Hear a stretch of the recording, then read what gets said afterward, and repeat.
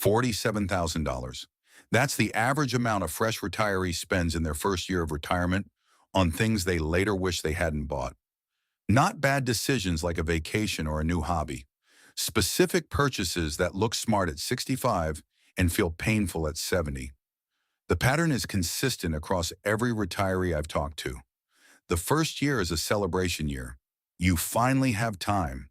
You finally have a lump sum from a 401k rollover or a severance. The brochures are everywhere. The cruise companies, the timeshare salespeople, the luxury car dealers, the financial advisors offering annuities. They all know retirees are about to spend. Most retirees blow through their first-year buffer on 5 specific categories. The math doesn't catch up until the 3rd or 4th year of retirement. By then, the money's gone, and the regret is permanent. In the next 10 minutes, I'll walk you through 5 purchases retirees consistently regret, the warning sign each one shares, the average cost of the mistake, and what to do instead. There's a quiet moment about 90 days after your retirement party. The thank you cards are filed away. The first Social Security check is cleared. The pension deposit looks bigger than your old paychecks because they were withholding too much. For a few weeks, retirement feels rich. You feel like you can finally afford the things you delayed for 30 years. That feeling is the most expensive feeling in retirement. Today we fix that. 5 regrets. Regret 1. The expensive new car. The average retiree spends $35,000 on a new car in the first year. The thought process. I've worked hard. I never bought a luxury car. Now I have time to drive places. The car sits in the garage. 22,000 miles 5 years later. A perfectly fine 10-year-old Toyota would have done the same thing. The hidden cost. New cars depreciate 20 to 30% in the first year. That 35,000 car is worth 26,000 by year 2. Insurance on a luxury car runs $1,800 a year more than a standard car. Property tax higher in some states. 5-year total extra cost compared to keeping the old car. Roughly $12,000. What to do instead? If your current car is under 10 years old and runs well, drive it for another 5. If you must replace it, buy a 2 to 3-year-old certified used car of the same make. The depreciation curve flattens dramatically after year 2. You save $15,000 on the same useful life. Take a chap I sat with. Call him Henry, 67. Bought a Mercedes E-Class 3 months into retirement. 2 years later, his property taxes had gone up. His insurance had gone up. He'd driven it 8,000 miles total. Most of those were grocery runs. He traded it for a Camry the next year. Lost $11,000 on depreciation alone. Regret 2. The annuity sold by a friend. A financial advisor or insurance agent calls or emails about your 401k rollover. They offer to manage it or protect your principal with an annuity. Looks safe. Locks in guaranteed income. What the salesperson doesn't say. The commission on a typical variable annuity is 6 to 9% of the lump sum. That gets paid out of your money before any growth. Internal fees run 2 to 4% annually, 5 to 10 times higher than a typical index fund. Surrender charges if you try to withdraw early can be 8% declining over 7 years. The math. A typical retiree who annuitizes $300,000 of their 401k at age 65 ends up with roughly $40,000 less by age 75 compared to a simple index portfolio. The guaranteed rate often equals what a low-risk treasury bond ladder would have paid with no fees and full liquidity. The fix. If you want guaranteed income, build a treasury ladder yourself. 5-year, 10-year, 20-year U.S. treasuries pay similar yields with 0 fees and full government backing. If you genuinely need an annuity for guaranteed lifetime income, buy a single premium immediate annuity, SPIA, from a no-load provider like Vanguard. Commission-free. Regret 3. The timeshare or luxury vacation club. The sales pitch happens during a vacation. Free dinner, discounted rates. Maybe a free third night if you sit through just a 45-minute presentation.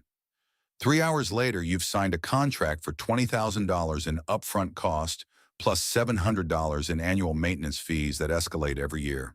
The reality. The resale market for timeshares is functionally zero.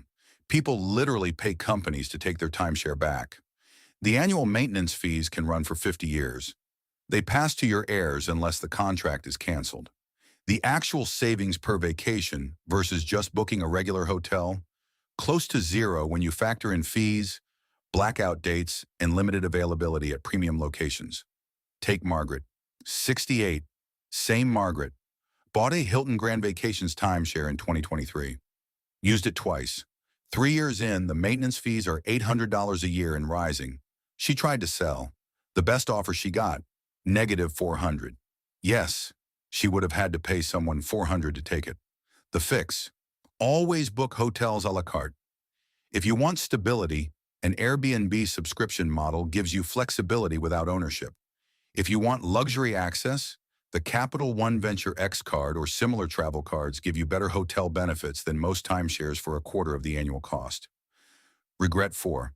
The mortgage refinance to free up cash. Real estate agents and mortgage brokers love retirees. The pitch: refinance your paid-off home with a HELOC or reverse mortgage. Use the cash to enjoy retirement. The catch: a HELOC is a variable rate loan. Rates can rise.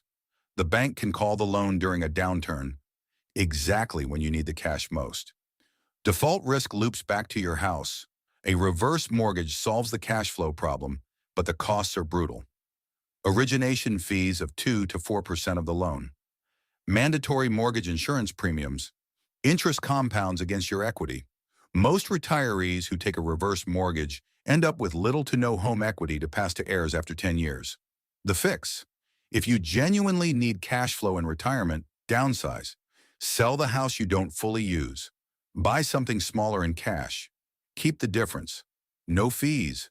No interest. No bank holds title. Regret 5. The big home renovation right after retirement. The thought process: now that I have time, I want my dream kitchen. I want to finish the basement. I want a sunroom. The average retiree spends $75,000 on home upgrades in the first 3 years of retirement. The problem: renovations rarely increase home value by what you spent. A $75,000 kitchen typically adds $40,000 to resale value. The other $35,000 is a lifestyle expense, not an investment, and it locks you into the house, making the downsize move from regret 4 much harder. The fix: if you genuinely plan to stay in the house for 15 plus years, the math can work. But test the assumption.